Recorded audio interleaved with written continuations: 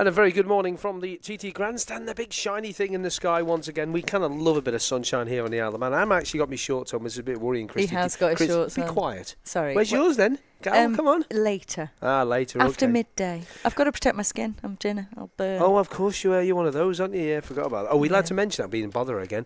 We're joined around the table by the Reverend Canon John Caldwell and also Sergeant Andy Reid from the police. Good morning, gentle people. Good morning. You all right? Yeah, good. John, quickly just to you, what a day again, and what a night last night. Fantastic.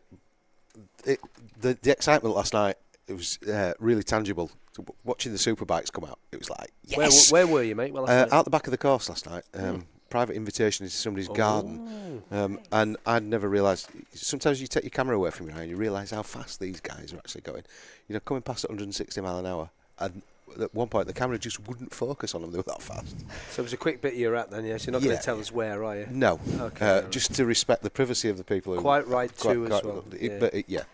I miss that, you know. Sometimes I think, you son of a gun. I'd love to do that instead of being stuck here with me, talking to the other Chris's, that Mark Tiley fella following me around. Yeah, but you see, while we're out there around the course somewhere listening to you, it's good. Yeah. Because you're just part of the TT furniture. Thanks, mate. And like yourself. Yeah. And the excitement from you guys, from all the Chris's last night as well, was fantastic, because it's that sort of the start of the practice and just thinking, oh, we're going to get the 130, and you got from the standing start, first lap, and then it just got more and more exciting as it went through. So it's fantastic listening. It was very good, night. and the Sidecar boys are out too. We'll look at the practice times. We've got Ben and Tom Birchall up on the chat show this morning, and of course we'll have Dean Harrison, which should always be a good bit of crack with the Yorkshire lad. Yeah. It will be. He won't swear, to be honest, to be fair. No, he never will. He says, to be fair, about 20 times. He will. About 30 times. Yeah. John, what are your thoughts for today? Obviously, down the church looked busy when I went past yesterday. Yeah, we're just about to get everything set up, ready for the exhibition. People looking around the church and stuff. Looking at the lovely building, you know. Yeah, if anybody's passing, pop in. Have a look at the stained glass window. Find out what God's wife's called. What? You see, you'll have to go and have a look. Oh, well, I will, because there's you cake have to come involved. in and read the bottom of the stained glass window. Yeah. And there's cake. Okay. And decent coffee and tea and everything else. And it's a bit different this year, because last year you were having to sort of rescue people, weren't you, because it was awful weather and having to deal with the I think with that's the wind. that's one of the good things about the island, isn't it? When it's like this, it's a beautiful place. Anywhere it's beautiful in sunshine. Somebody yesterday was actually moaning that we need some rain. He said, just to cool things down. No, you don't. No, we don't. This is cheaper than going to Marbella. It is, and it's just as you warm. You walk out your front door. My grass has never looked as good. Hey? Who cuts at you or the me? Or you yeah, I've got a new Honda. Have you? Yeah, it's got 4 wheels. Must be too much money in the church, to be honest. No. Afford a Honda. No. It's 10 years since we last had one, so the other one's just fallen apart. They kind of do, don't they? That wasn't a Honda. Oh, right, Sorry. okay. Yeah, so what are your thoughts? Other lawnmowers are available, by the way. Oh, yeah, we better get that in. What are your thoughts for today, John, ahead of, another looking like a cracking day here on our island? Well, it's a big day for our Buddhist friends today. And, of course, the Buddhist religion is all about peace and some compassion. And I think it was the Dalai Lama who actually said that compassion is not a religious issue. It's a human issue. And I think some of the people around here needs just to ease back, find a little bit of peace in themselves, chill out, enjoy what we've got going on, keep these guys quiet, let them have a bit of peace and quiet. Be nice. And enjoy while you're here. It's a fantastic experience. Particularly, the memorable TTs are the dry, hot, sunny ones. You've got the guys on the bikes doing what they do best. There's no issues with delays and things like that because of the weather. Because everyone just gets fed up, don't they? So just chill out. Go and find a beach. Go and find somewhere nice to sit and just somewhere relax. quiet.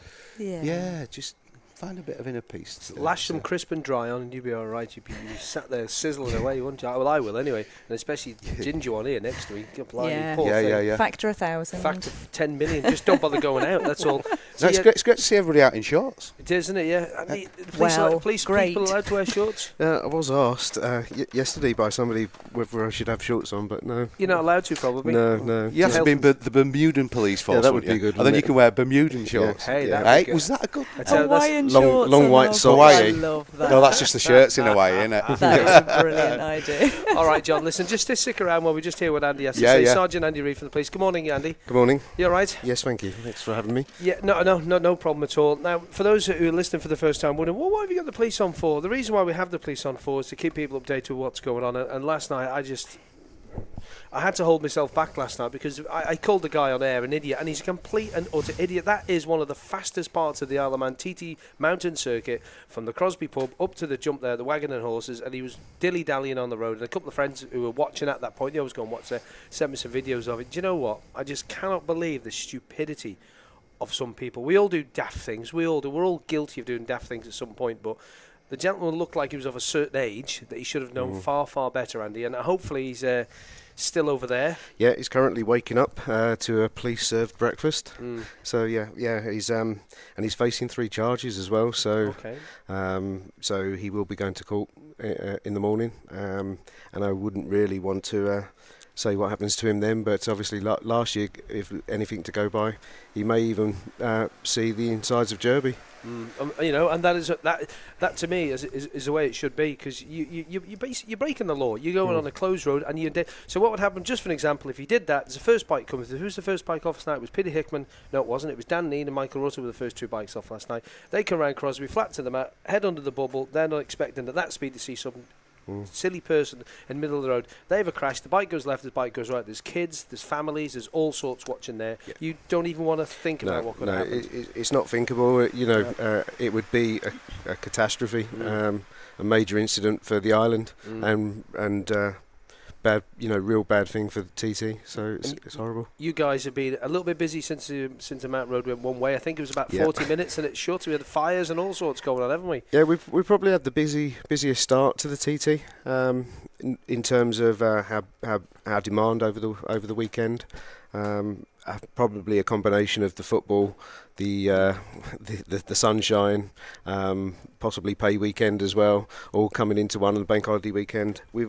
I can give you some figures. We had quite a few people in custody, 18 arrests since Saturday. Wow. Through to Monday, and Saturday alone from 11 o'clock for 8 hours beyond 11 o'clock. So during the night we had 9 people through the doors, literally one after the other queuing up. So it was locals. I've got. I know you don't probably want to say.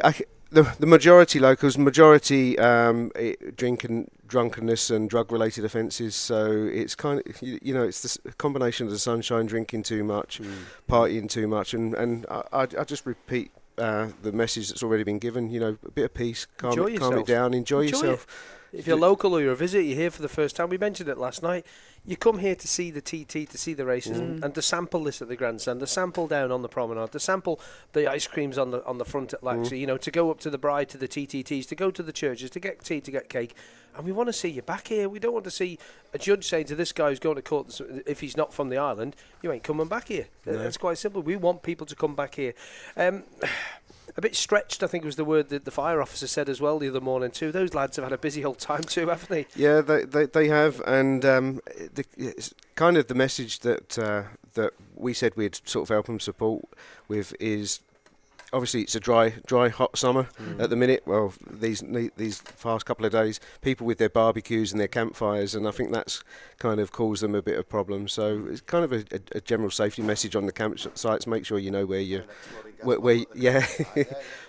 a bomb had gone off. Yeah, put your camp. Make sure you put your barbecues out properly. Make sure you don't put them on dry grass and stuff. But find a couple of bricks, find a couple of load of stones. That's what we do with the barbecue.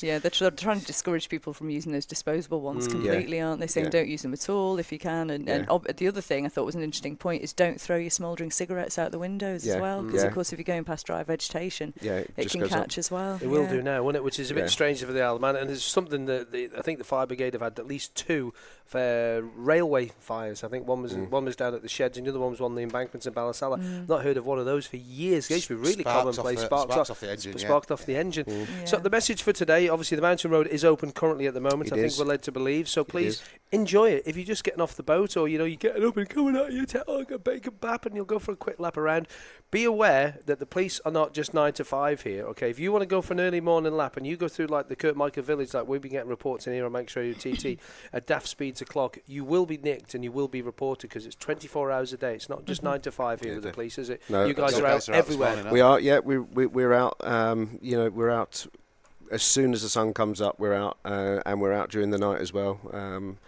And we're at all positions around the course. Obviously, there's a lot of people going to be coming here to the island, and we'll have certain people of certain ill repute coming too, so lock up your stuff. If you're at a campsite, you've got your bike there, make sure you get your locks on, hide your crash helmets, hide everything. Don't leave stuff lying around. I know as a nation we're kind of like, I can still leave the front key in the...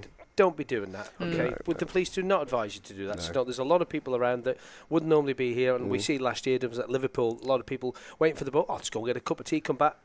Where's my bike gone? Yeah. You know, so people are opportunists, and there will be people around. So please just look after your stuff. That's the message. Yeah. That applies locally as well. Yeah, it does absolutely. I came out the house this morning and my car was open. Right. Just one of those things. Got out with loads of stuff in my arms last night. Went in. You don't even think about it. No. Do you know what I mean? This morning when I got in, I thought, oops.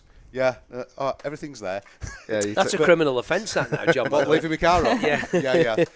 Perhaps it should be. Yeah. So, some people put padlocks on their tents, but the fact is the It's a tent's tent. material, and you've got a lovely padlock, yeah. and they come back and the padlock's still there, and there's a slice in the side of the tent. So if you don't want it stolen, don't leave it in your tent. Is the message? Take it away with you. Put it in your panniers. Take it out on the road. And there was another message that was we mentioned briefly on the show yesterday as well. Emergency services are saying don't overtake emergency vehicles. That is shocking that people are doing that. Yeah, that is, and obviously again, that was kind of a message we want to put out today. Is if we're going to an emergency on the mountain, we know exactly where that emergency is. We know the location around the bend where we're going to find it, and people overtaking us, at speeds when we've clearly got blue lights and sirens on. They don't know where that accident is, and we don't want them being part of that accident. And they're certainly not going to be able to avoid it when they come around that bend. Absolutely. So just don't do it. It's stupid. If